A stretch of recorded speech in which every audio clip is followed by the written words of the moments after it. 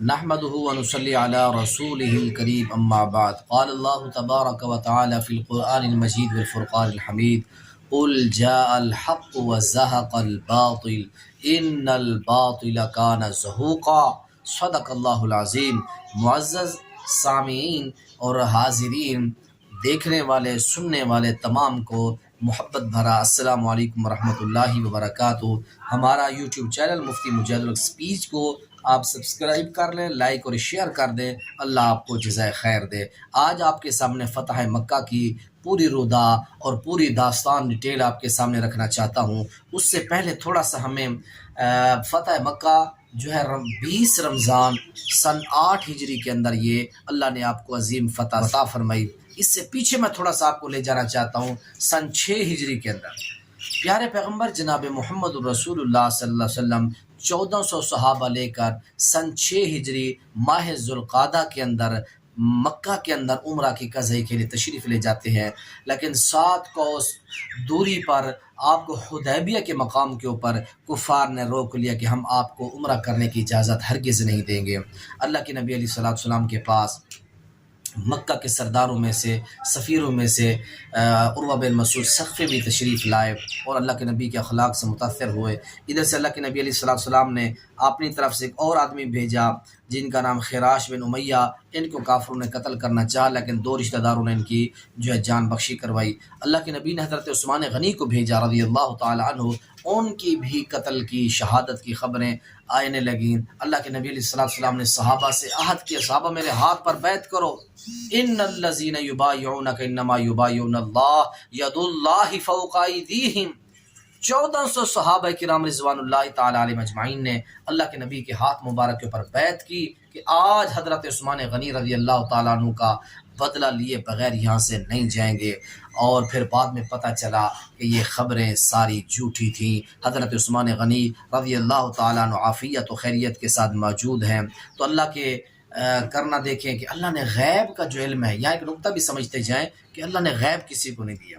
اللہ کے نبی کے پاس اگر غیب ہوتا تو آپ کو پتہ چل جاتا یہ باتیں جھوٹی ہیں، افواہیں ہیں، ان میں کوئی صداقت نہیں، حقیقت نہیں ہے. لیکن اللہ کے نبی علیہ الصلوۃ والسلام بار کیف نقطہ آپ سمجھ چکے ہوں گے. اور اس کا اس بیعت کا فائدہ کیا ہوا؟ لقد رضی اللہ عن المؤمنین اذ یبایعونک تحت الشجرہ. اللہ کا رضا کا پروانہ صحابہ کو حاصل ہو گیا، اللہ راضی ہو گیا سب مومنین سے، بہت فائدہ ہوا. اس کے بعد اللہ کے نبی اور صحابہ کی بیعت رضوان کا جوش جذبہ ولولہ دیکھ کر کفار حواس پاختہ ہو گئے کہ نبی کے ساتھ جنگ کریں گے تو بہت نقصان ہوگا ہمارا. وہ تیار ہو کر آئے ہیں. تو آخر ان کا وہ جوش ٹوٹ گیا. انہوں نے کہا کہ ہم آپ کے ساتھ صلح کرنا چاہتے ہیں. تو کفار نے اپنا بہت بڑا خطیب سہل بن عمرو جو تھا اس کو بھیجا. وہ اسٹام تحریر کر رہا ہے اور اس کے لکھتے ہوئے عین اس وقت ان کا بیٹا ابو جندل جو مسلمان ہے، کافروں کی مکہ کے اندر جو صحبتیں جھیلتا ہوا ان کی قید سے بھاگتا ہوا آیا. اسٹام لکھا جا رہا ہے. یہ کہتا ہے سہل بن عمرو اگر اس بچے کو، اس نوجوان کو واپس نہیں کرتے تو میں کوئی عہد نامہ نہیں لکھتا. اللہ کے نبی نے فرمایا ابھی تو لکھا جا رہا ہے، کمپلیٹ نہیں ہوا. اس نے کہا نہیں، اگر اس کو واپس نہیں بھیجتے ہم نہیں کریں گے. اللہ کے نبی نے حضرت ابو جندل کو واپس بھیجا جن کے ہاتھوں میں ہتھکڑیاں، پاؤں میں بیڑیاں لگی ہیں، پاؤں پھٹے، جسم پھٹا جو ہے، جسم کے اوپر داغ ہیں، زخم کے آثار ہیں.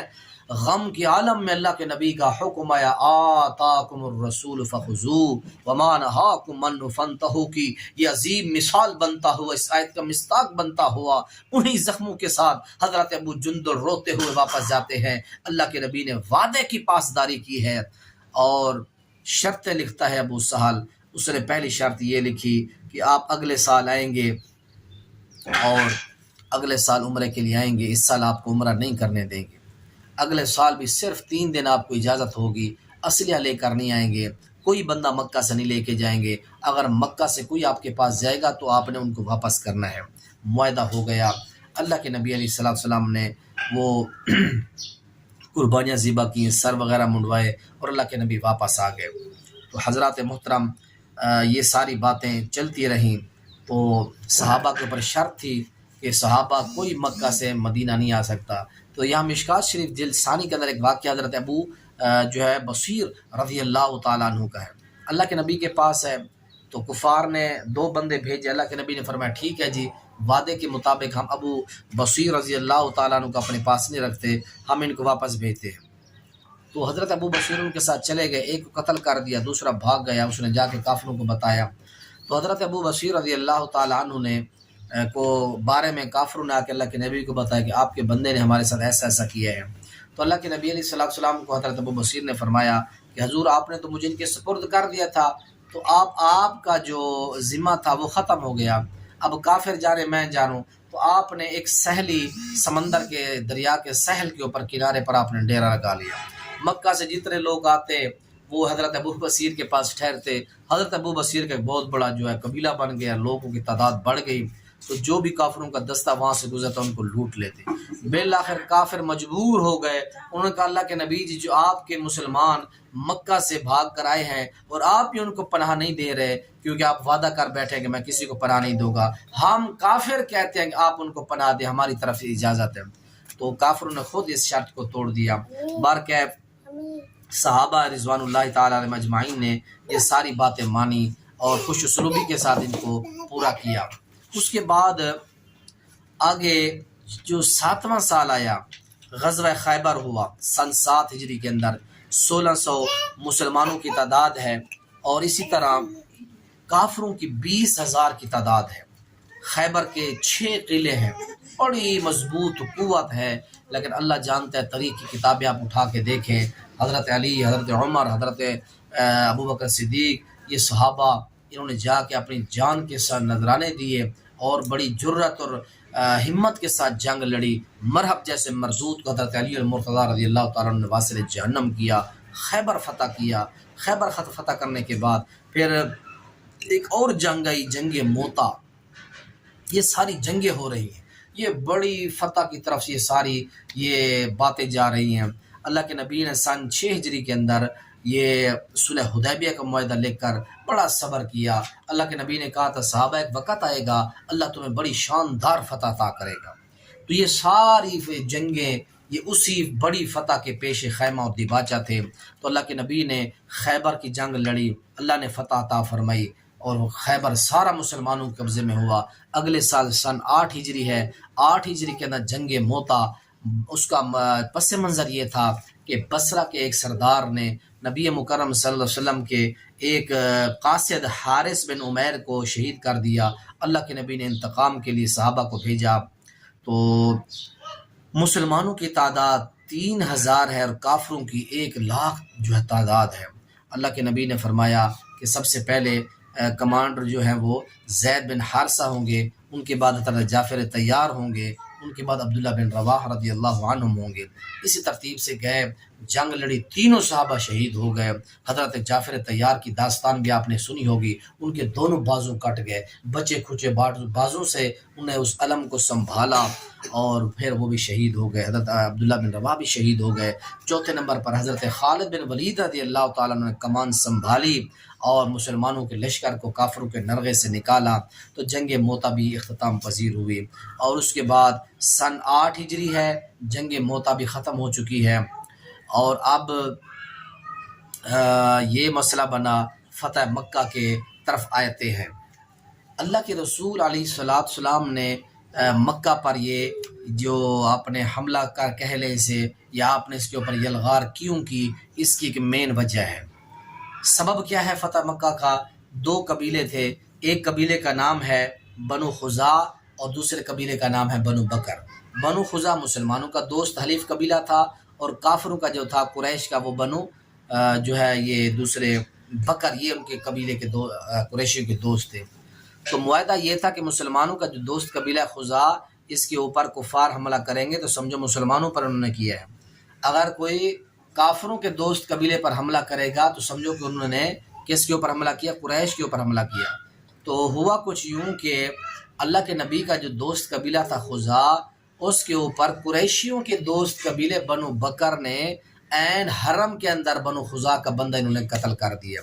تو خزاع قبیلہ کے لوگ اللہ کے نبی کے پاس آئے، اللہ کے نبی علیہ السلام نے اپنا قاصد بھیجا اور کہا کہ ان کو جا کر کہو کہ یا تو مقتول کے خون بہا کو ادا کریں، جو تم نے یہ نقصان کیا ہے اس نقصان کی بھرپائی کریں، یا بنو بکر جو کی تم حمایت کرتے ہو اس کی حمایت کرنا چھوڑ دیں، یا تیسرے نمبر پر قریش اعلان کریں کہ حدیبیہ کا معاہدہ ٹوٹ چکا ہے، جو سن 6 ہجری میں تم نے اسٹام لکھوایا تھا سہل بن عمرو سے، وہ صلح کا معاہدہ ختم ہو چکا ہے، ہم جنگ چاہتے ہیں، جنگ کریں۔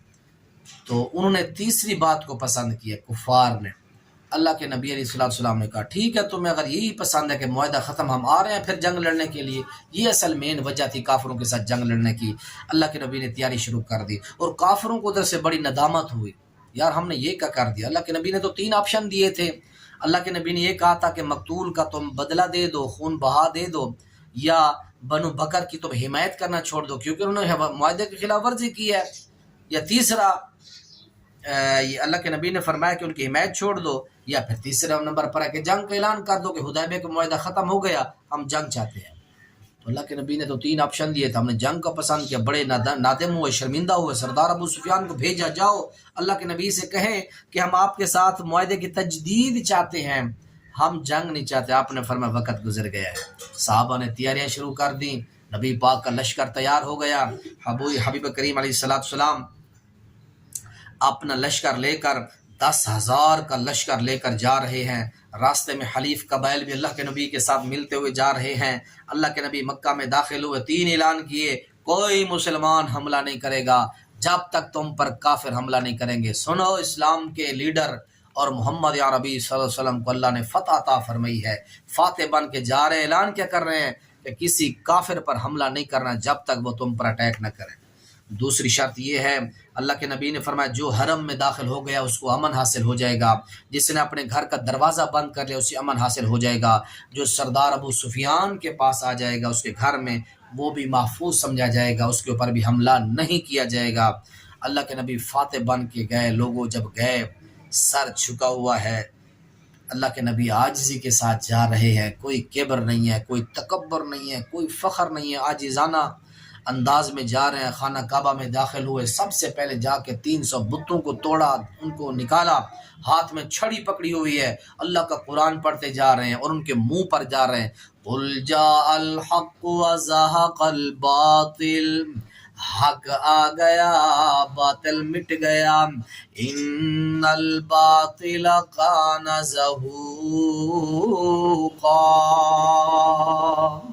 ان کے منہ پر چھڑیاں مار رہے ہیں، بتوں کو نکالا، وہاں جو تصویر خانہ کعبہ کی دیواروں پر تھی ان کو پھاڑا، خانہ کعبہ کو پاک کیا، نماز پڑھی، رب کا شکریہ ادا کیا، اللہ تیرا شکر ہے جس گھر سے مجھے کافروں نے نکالا تھا، مجھے مجبور کیا تھا۔ اللہ کے نبی نے فرمایا تھا ہجرت کرتے ہوئے، آپ صلی اللہ علیہ وسلم نے فرمایا تھا کہ قال رسول اللہ لمکہ ما اطیبک من بلد واحبک الی ولولا ان قومی اخرجونی منک ما سکنت غیرتک، اے بیت اللہ، اللہ کی قسم اٹھا کے کہتا ہوں تجھ سے زیادہ مجھے کوئی گھر پسند نہیں ہے اور تیرے علاوہ میں کہیں رہنا پسند نہیں کرتا، لیکن میری قوم نے مجھے ہجرت کرنے کے اوپر مجبور کر دیا۔ آج فاتح بن کے داخل ہو رہے ہیں، کوئی دل میں انتقام کا جوش نہیں ہے، کوئی بدلہ لینے کا جوش نہیں ہے، محبت بھری صدائیں لگا رہے ہیں۔ صحابہ تو کہہ رہے ہیں الیوم یوم الملحمہ،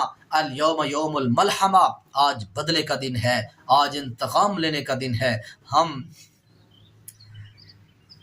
چن چن کر ایک ایک کافر سے بدلے لیں گے جنہوں نے نبی کی بیویوں کو، بچیوں کو طلاقیں دیں، نبی کی بیٹیوں کو سواریوں سے گرا کے حمل ضائع کرائے، اللہ کے نبی کی بیٹیوں کو مارا، نبی کے دان توڑے، نبی کو زخمی کیا، طرح طرح کی صحابہ کو اذیتیں دی، 70 صحابہ شہید کیے۔ شیب ابی طالب کے اندر 2-2.5 سال تک صحابہ کو بند کر دیا گیا، نبی کو، بچیوں کو، خواتین کو، بلکتے روتے سسکیوں کی آواز شہروں تک جاتی، سارے مظالم ظلم سامنے تھے، صحابہ نعرے لگا رہے تھے الیوم یوم الملحمہ، آج کا دن بدلے کا دن ہے۔ آپ نے فرمایا صحابہ یہ جملہ مت کہو بلکہ آج تم یہ کہو کہ الیوم یوم المرحمہ،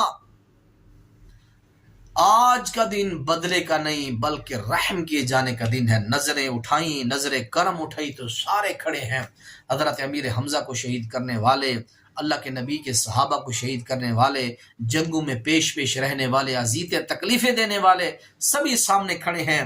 اللہ کے نبی علیہ السلام محبت بھرے بخاری کے الفاظ ہیں، اذهبوا انتم الطلقاء لا تثریب علیکم اليوم، اذهبوا انتم الطلقاء، جاؤ آج تم پر کوئی گرفت نہیں ہے، آج تم سب آزاد ہو، میں کسی سے بدلہ لینے نہیں آیا، میں کسی سے انتقام لینے کے لیے نہیں آیا، میں نے سبھی کو اللہ کی رضا کے لیے معاف کیا ہے۔